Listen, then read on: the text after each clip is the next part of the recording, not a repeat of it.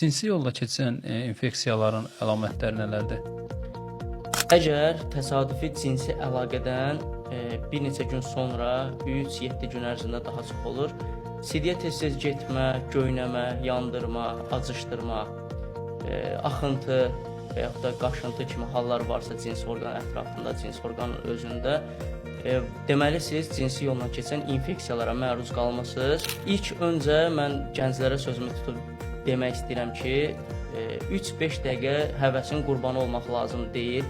Çünki cinsi yolla keçən elə viruslar, infeksiyalar var ki, sifilis kimi, HPV kimi və yaxud da AIDS kimi viruslar var ki, bunlar dəfələrlə müalicə alınsa da sağaltmaq mümkün deyil və yaxud da çox çətin olur sağalması və cinsi yolla keçən infeksiyalar bilsəniz ki, nələrə ziyandır, istər prostatitlər yaratsın, istər sperma faiz azlığı yaratsın və bu doğrudan da sonra qəliz məsələ olur. Amma müalicəsində kök hüceyrə səviyyəsində təmizləmə prosesi var ki, daimi qandan infeksiya, virus, iltihab təmizlənir və sonradan bədənə verdiyi fəsadlar da aradan qalxır.